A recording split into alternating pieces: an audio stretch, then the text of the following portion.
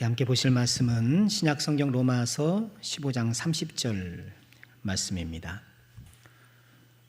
신약성경 로마서 15장 30절부터 마지막 33절까지 말씀인데요.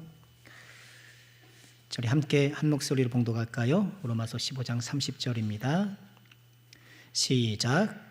형제들아, 내가 우리 주 예수 그리스도와 성령의 사랑으로 말미암아 너희를 권하노니 너희 기도에 나와 힘을 같이 하여 나를 위하여 하나님께 빌어 나로 유대에서 순종하지 아니하는 자들로부터 건짐을 받게 하고 또 예루살렘에 대하여 내가 섬기는 일을 성도들이 받을 만하게 하고 나로 하나님의 뜻을 따라 기쁨으로 너희에게 나아가 너희와 함께 편히 쉬게 하라. 평강의 하나님께서 너희 모든 사람과 함께 계실지어다. 아멘. 우리 다니엘 기도팀의 특송 읽겠습니다.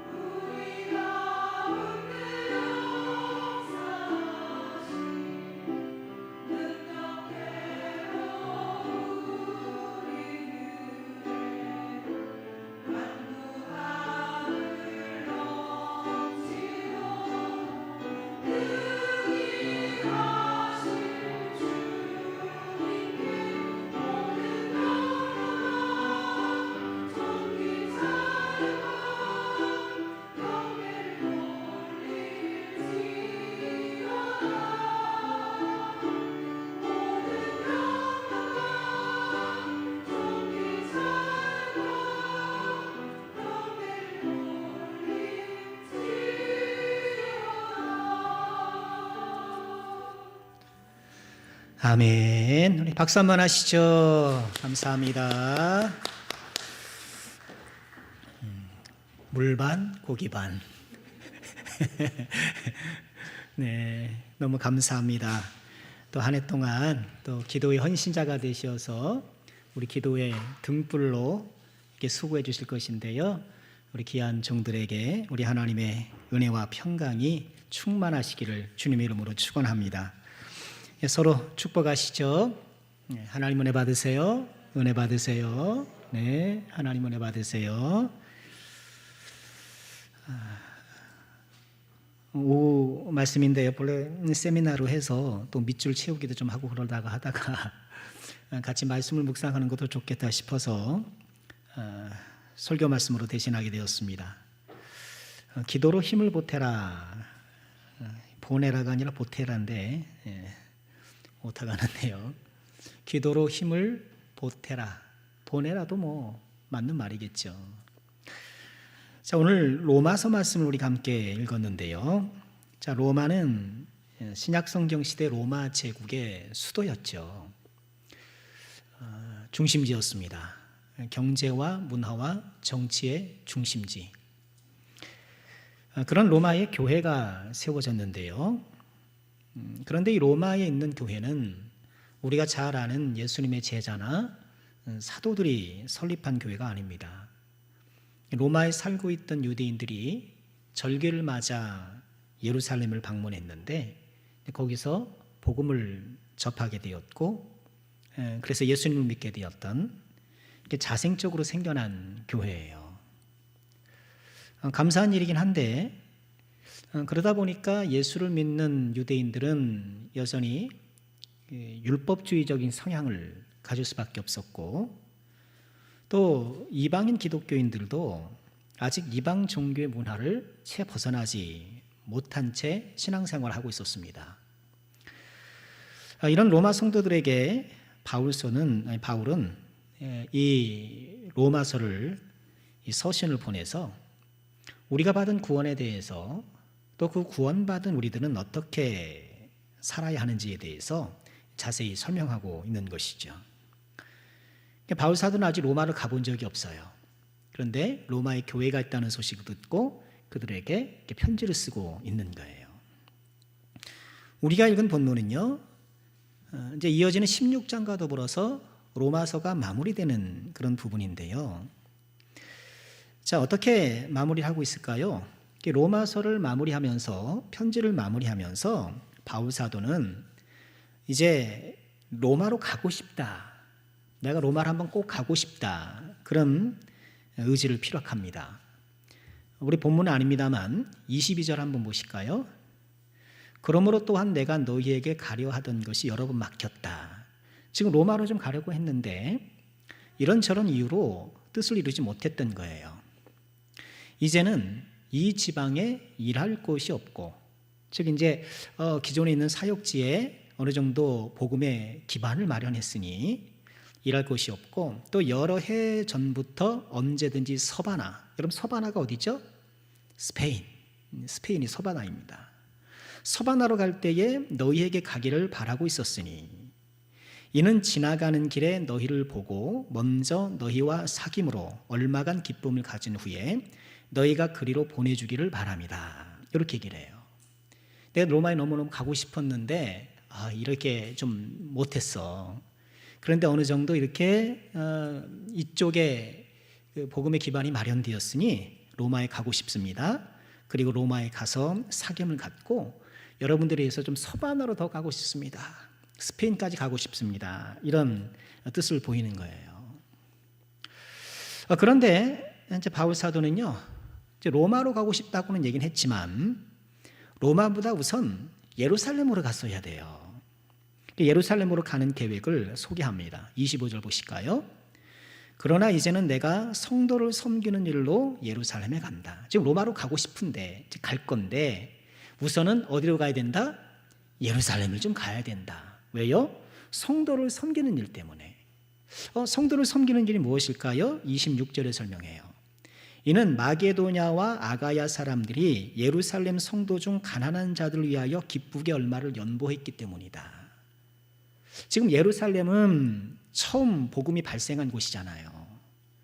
그리고 이 복음이 이제 바울 사도와 여러 전도자들을 통해서 이제 여러 지중해권 세계에 전파되었잖아요. 근데 복음을 전하면서 바울 사도가 했던 일이 예루살렘은 제국의 변방이기 때문에 가난하단 말이에요.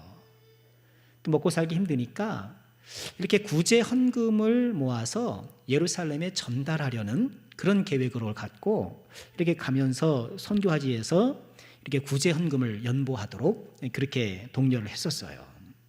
근데 그렇게 모아진 헌금을 이제 예루살렘에 가서 전달하고 그 후에 로마로 좀 가겠다, 이런 얘기거든요.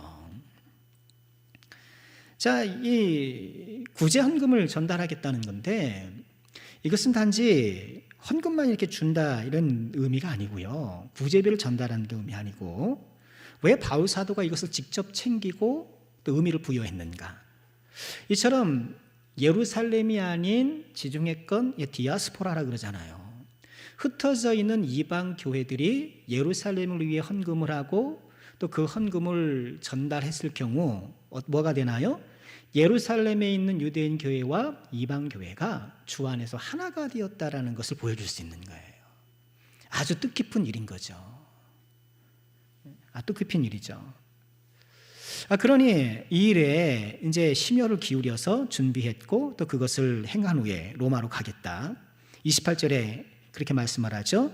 그러므로 내가 이 일을 마치고 그 열매를 그들에게 확증한 후에 너희에게 들렸다 서반으로 가겠다. 이렇게 다시 한번 이야기하는 거예요. 자, 이렇게 앞으로의 계획을 설명하면서 이 바울 사도는 로마의 기독교인들에게 기도 부탁을 하는데 바로 오늘 본문 말씀인 거예요. 자, 오늘 말씀을 통해서 우리는 또 다니엘 기도팀으로서 또 항상 하나님께 기도해야 될 기도하는 사람으로서 무엇을 기도해야 될지 또 어떻게 기도해야 될지를 잠시 나눠보고 싶어요. 자, 먼저 바울 사도가 기도 요청을 했다는 사실을 좀 주목할 필요가 있어요. 우리는 서로 좀 기도 제목을 좀 나눠 주셔야 돼요. 우리 다니엘 기도팀에게 기도 제목들이 많이 간거를 하는데요. 우리는 서로 기도 제목을 나눠야 돼요. 바울 사도가 그런 좋은 모범을 보이는 거예요. 예수님도 겟세마네 동산에 올라갔을 때에 뭐라고 제자들에게 부탁하셨습니까? 나를 위해서 깨어 있어라, 기도해 달라는 거죠. 예수님도 제자들에게 기도 요청을 했어요. 그러니 우리는 기도 요청하는 것을 혹여나 부끄러워하거나 혹은 다른 이런저런 이유로 인해서 자꾸 누르지 않도록 좀 주의해야 됩니다. 자, 기도 제목을 이렇게 나누는데, 자, 첫 번째 기도 제목은 무엇일까요? 그것은 건짐받게 해달라, 이런 기도 제목이었어요. 자, 31절에 이런 말씀이 나오죠. 같이 한번 중간까지만 읽어볼까요? 시작. 나로 유대에서 순종하지 아니하는 자들로부터 건짐을 받게 해달라, 이렇게 기도해요. 자, 지금 구제헌금을 갖고 어디로 가려고 하고 있어요? 어디로 가요? 길을 잃었습니까? 어디로 가요? 구제헌금을 갖고 어디로 간다 그래요 지금? 예루살렘. 그런데 예루살렘에는 이 바울 사도에 대해서 적대감을 갖고 있는 사람들이 바글바글했어요. 왜 그렇겠습니까? 아니, 바울이라는 인간이 나사렛 이단을 세계 곳곳에 가리면서 다 퍼뜨리고 다닌다는 거예요. 율법을 무시하고 할례를 무시하고 이런 나사렛 이단을 전파하는 이 바울, 그러면서 아주 이를 갈고 있었거든요. 한번 들어오기만 해봐라. 실제로 바울이 예루살렘에 이렇게 들어가니까 바울을 죽이기 전에는 먹지도 마시지도 않겠다 40명의 결사대가 막 결성되기도 했잖아요. 이렇게 바울 사도에 대한 적대감이 극도로 이렇게 팽배해 있는 예루살렘에 가려고 하니 그런 위험 가운데서 나를 건져주시기를 기도해달라, 그렇게 얘기를 하는 거예요. 실제로 바울 사도가 갔을 때에 사람들이 바울 사도인 것을 발견하고, 야, 여기 이제 바울 있다 막 그러면서 이제 막 때리고 막 난리가 난 거죠. 그런데 로마의 천부장이 그것을 보게 되고 소란이 일어나니까 정돈하면서 바울을 구출해 주죠. 그리고 재판에 회부되고, 그리고 약 3년 뒤에 이 죄수의 신분으로 배를 타고 로마로 가게 되는 거예요. 배를 타고 로마로 갈 때에 성경 퀴즈 만났던 폭풍이 뭐죠? 루라굴로 강풍. 기억나시죠? 그런 이야기의 연속이에요. 자, 어쨌든 바울 사도의 기도 제목 가운데에 우리가 참고해야 될 기도 제목이 뭘까요? 여러 위험과 또는 위협으로부터 건져주시기를 우리는 기도해야 돼요. 너무 감사한 일이죠. 우리에게 이처럼 우리 일상의 위험과 위협으로부터 보호받을 수 있고 거기서부터 건짐을 받을 수 있도록 기도하라고 해주신 것이 너무너무 감사한 일이죠. 그러니까 우리는 어떤 기도를 해야 됩니까? 하나님 도와주세요 기도. 하나님 도와주세요. 도와주세요. 지금 바울 사도가 유대인들의 위협으로부터 건짐받기를 기도했던 것처럼 우리는 이 세상을 살아가면서 경제적 위협으로부터, 관계 위협으로부터, 또는 질병의 위협으로부터, 어떤 사고의 위협으로부터 우리를 지켜주세요라고 우리는 기도해야 되는 거예요. 우리 다니엘 기도팀이 또 기도하는 또 주요 내용 가운데 하나가 그것 아니겠습니까? 우리는 주님의 도우심이 절실한 사람들 아니겠습니까? 내 힘과 내 뜻대로 다 할 수 있는 것이 아니잖아요. 내 힘대로 안 되는 것이 얼마나 많아요. 내 능력으로 안 되는 것이 얼마나 많습니까? 그런 가운데 하나님께서 건짐받도록 기도하라고 말씀하신 것은 우리의 소망이 아닐 수 없고, 우리는 기도를 통해서 꽉 막힌 우리 인생에 돌파구를 좀 마련할 수 있어야 돼요.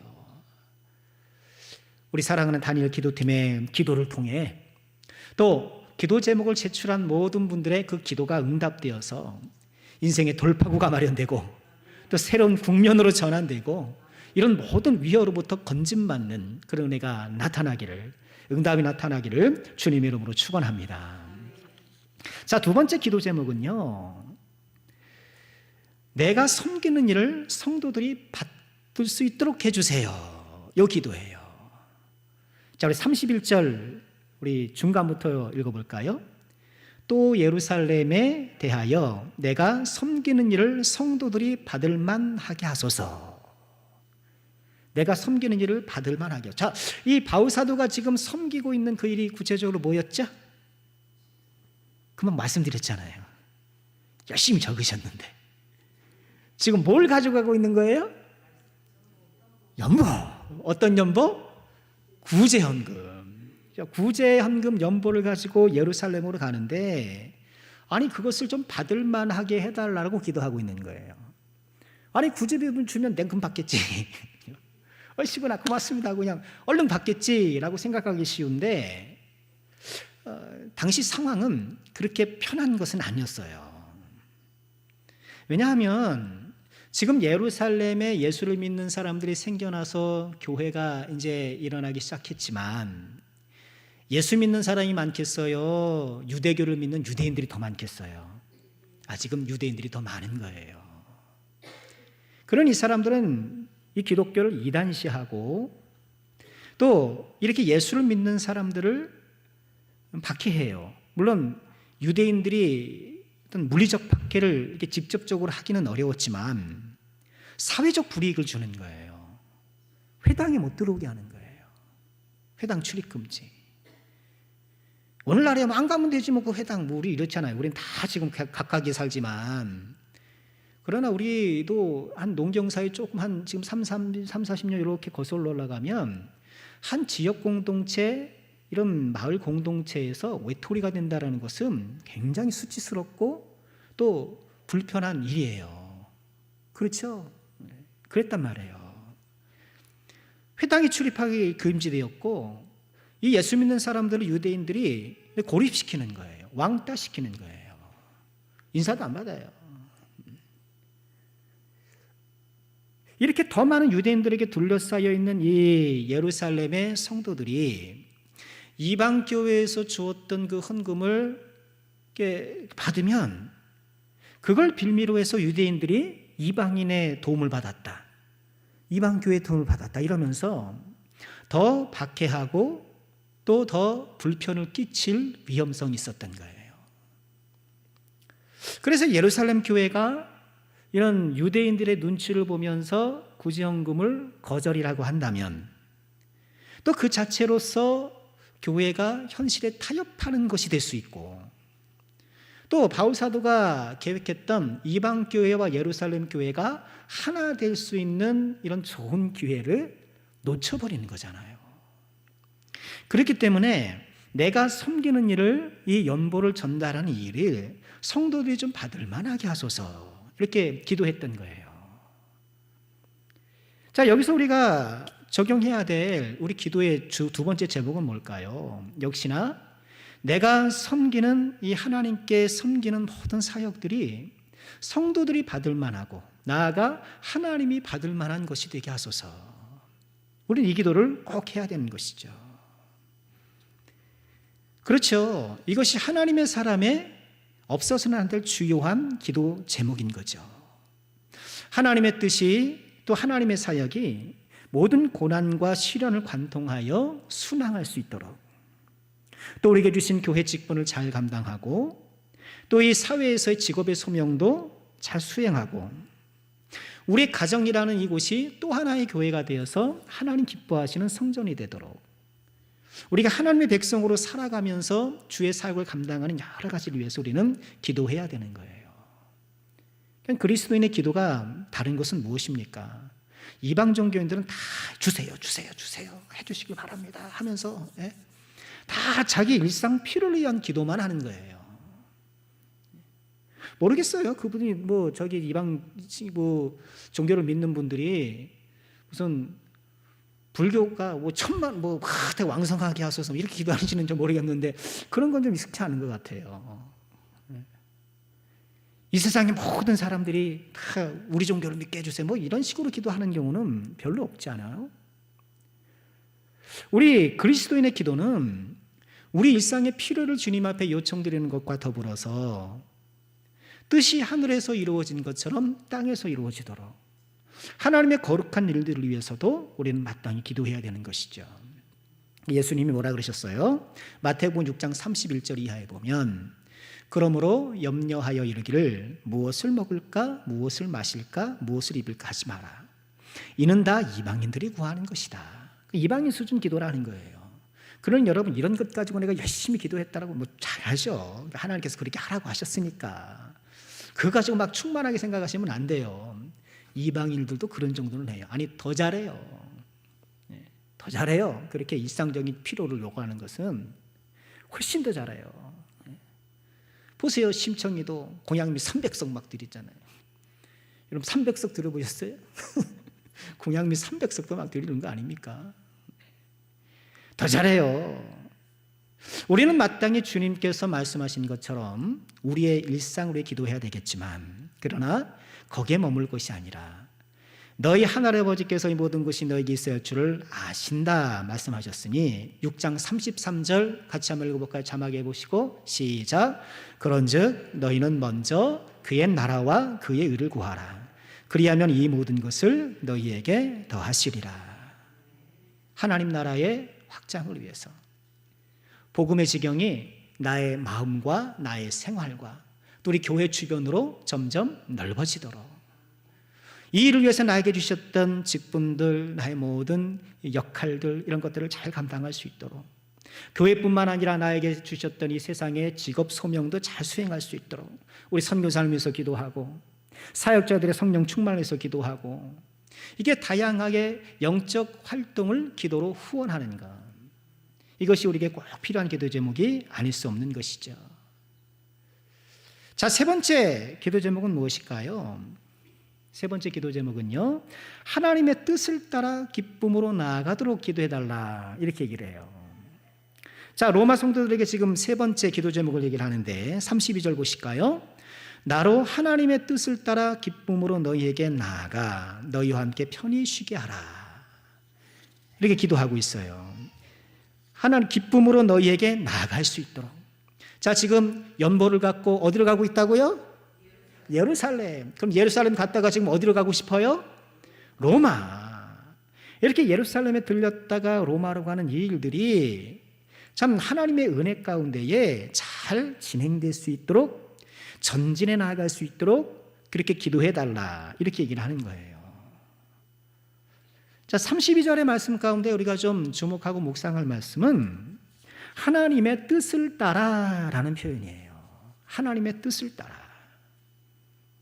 우리가 기도할 때에 그 기도가 우리 삶에 응답되어야 되는데 그 하나님의 응답이 무엇에 따라서요? 하나님의 뜻을 따라, 하나님의 뜻을 따라 이루어지는 거예요. 하나님의 뜻이 따라면 그렇게 되는 것. 그런 기도는 나의 뜻을 이루는 것이 아니라 하나님의 뜻을 이루는 것이죠. 기도는 하나님의 뜻이 이 땅에 이루어지기를 원하는 것이 기도인 것이죠. 여기서 우리가 좀 체크해 볼 것은요, 바울 사도가 하나님의 뜻을 확인하고 움직인 게 아니라는 거예요. 하나님의 뜻을 확인하고. 그러니까 우리가 흔히 말하는 건 이런 것이잖아요. 기도 응답받고 해라, 그잖아요. 그건 맞는 말이기도 하면서도 항상 맞는 말은 아니에요. 그럼 언제나 기도하면서 하나님께서 오케이라고 하셨다는 걸 내가 어떻게 아는데요? 언제나 하나님께서 내 마음에 확신을 주시고, 언제나 하나 귀에 음성을 주시고, 뭐 비전을 보여주시고, 이렇게 환상을 보여주셔서 하나님께서 꼭 도장을 찍어주시는가? 바울 사도는 그렇게 움직이지 않았어요. 하나님께서 특별한 은총 가운데에 환상도 보여주시고, 또 그의 옆에 나타나셔서 그에게 용기를 부어주시고, 이런 하나님의 특별한 은혜가 있었지만 언제나 그것을 쫓아다니는 것은 아니었다는 거예요. 하나님 환상 보여주세요. 하나님 뭐 음성 들려주세요. 뭐 이러면서 그거 쫓아다니는 게 아니라는 거예요. 하나님께서 은혜를 주시는 그런 특별한 응답들을 기쁘게 수용하면서도 하나님께서 주시는 그 목적과 뜻을 이해하고 하나님의 뜻을 의지하고 가는 거예요. 하나님의 뜻을 뜻 안에서 가는 거예요. 그래, 이것이 우리 삶의 병행되는 하나님의 뜻을 알고 간다. 이게 말은 참 좋긴 한데요. 어떨 땐 그럴 수도 있고 그렇지 않을 때가 있다는 거예요. 우리는 하나님의 뜻 안에서 나의 믿음의 걸음을 걸어가는 것.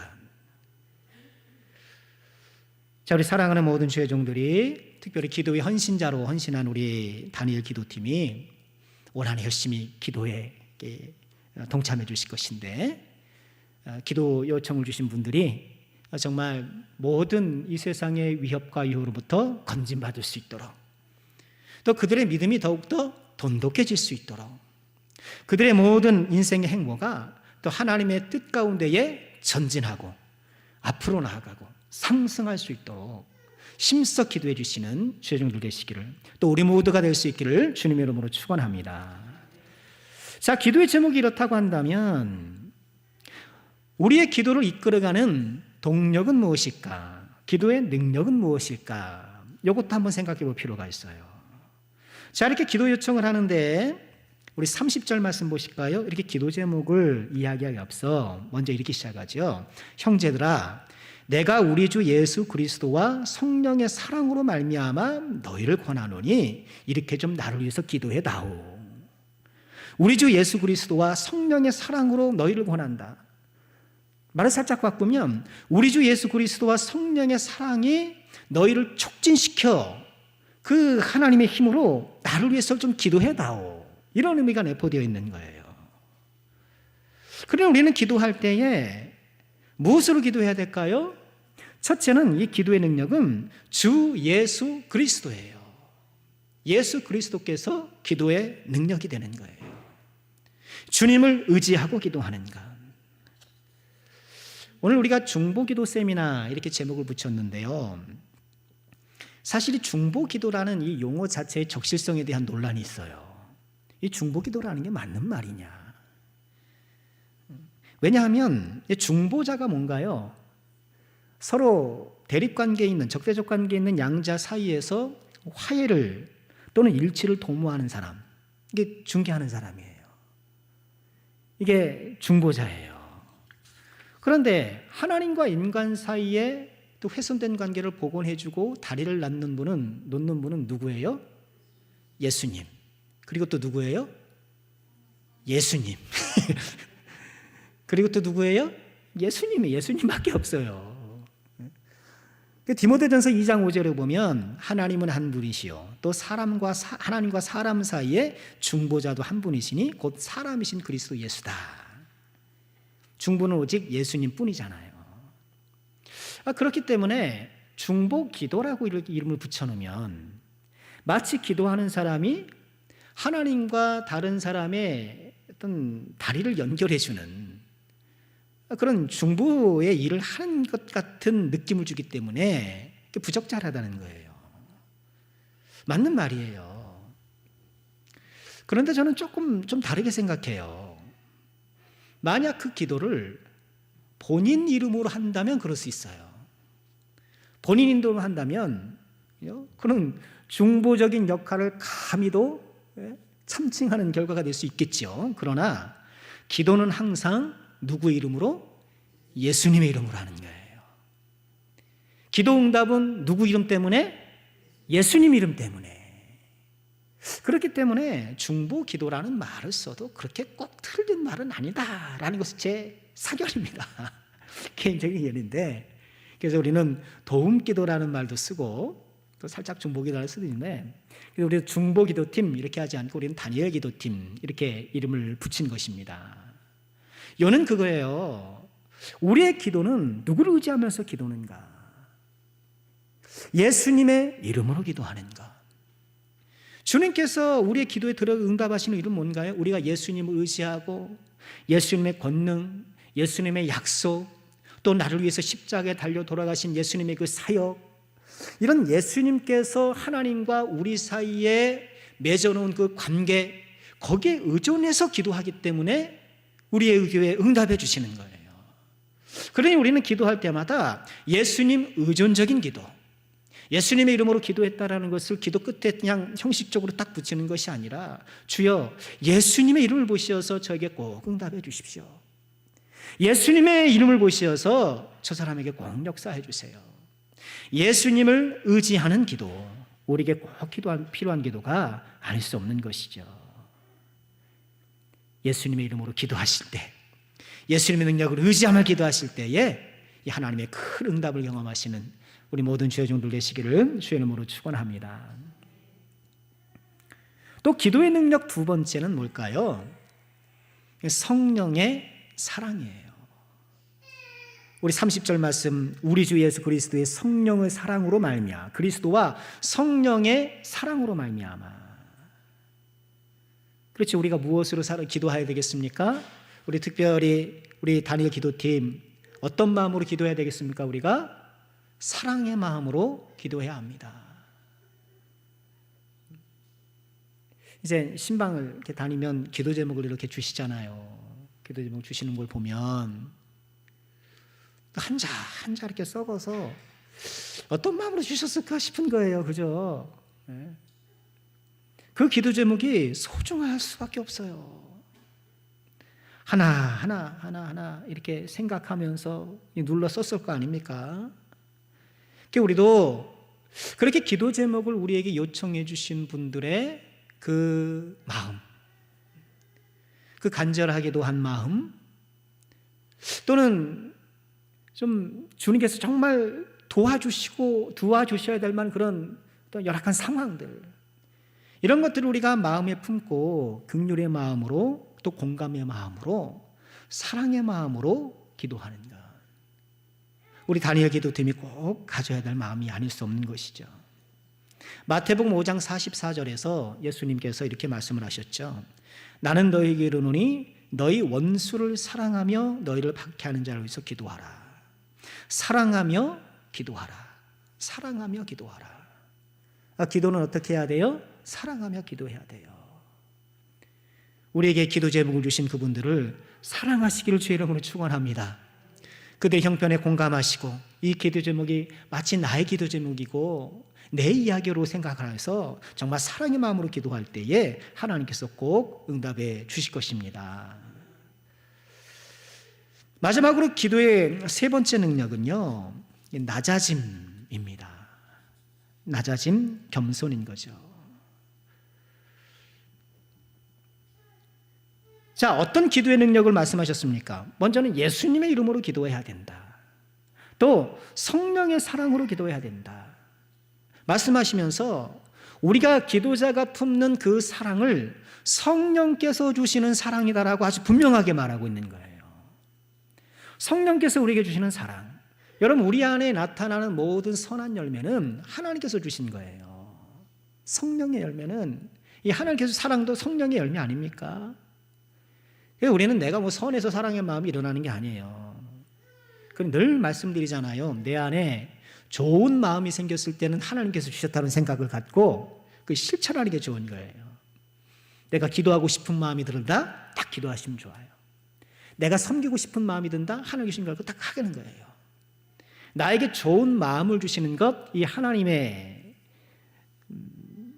지시라고 우리가 하나님의 말씀이라고 생각을 하고 거기에 순종하면 또 좋은 열매를 거두게 하시는데, 우리에게 일어나는 이 사랑조차도 이 성령의 사랑이라고 분명히 말씀하시면서, 자, 이런 말씀 가운데 우리가 갖춰야 될 마음은 뭘까요?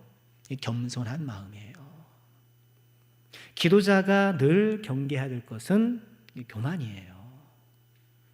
늘 기도뿐이겠습니까? 모든 이런 영적 활동 옆에는 교만이 도사리기 쉬워요.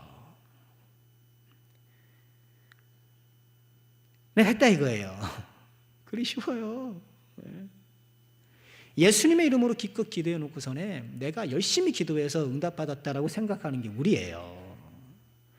물론 하나님께서는 우리 기도의 열정을 또 귀히 여겨주시고 또 하나님께서 그것을 인정해 주시지만, 하나님께서 인정해 주시는 것과 내가 스스로 자랑스럽게 생각하는 것은 좀 다른 이야기죠. 뭐든지 그래요. 우리가 신앙생활하면서 가장 경계해야 될 것은 교만인가. 그리고 예수님께서 기도에 대해서 말씀하시면서 산상수훈에서 바리새인들처럼 기도하지 말라 그랬잖아요. 바리새인들 어떻게 기도합니까? 시장어기에 서서, 큰 교리에 서서 기도하는 거예요. 내가 기도하는 걸 다른 사람들에게 다 보여주려고 싶은 거예요. 하지만 예수님의 제자들은 어디에 들어가서 기도해야 돼요? 골방에 들어가서. 골방에 들어가서는 어떻게 해야 돼요? 문을 닫고. 할렐루야. 잘 기억하시네요. 골방에 들어가서는 어떻게 해요? 문을 닫고. 우리는 죄인이라 골방에 들어가서는 문을 살짝 열어놓고 싶은 거예요. 내가 이렇게 골방 기도하는 걸 좀 누가 봐야 돼. 골방에 들어가서 문을 살짝 열어놓고 싶은 것이 참 우리의 연약한 마음인 거예요. 골방의 문을 굳게 닫고 오직 주님만 바라보고 은밀한 중에 계시는 아버지께서 들으신 줄 알고, 우리는 항상 기도할 때에 겸손한 마음으로, 낮아진 마음으로 하나님께 기도한다면 우리 하나님께서 얼마나 큰 은혜와 사랑을 주시겠습니까? 우리 하나님이 그런 사람을 얼마나 이뻐하시겠습니까? 우리 하나님께 이쁨 받으시길 바랍니다. 하나님께 이쁨 받으시길 바랍니다. 자, 말씀을 정리해 볼까 합니다. 기도는 신앙생활에 있어서, 크리스찬에게 있어서 없어서는 안 될 아주 중요한 부분이죠.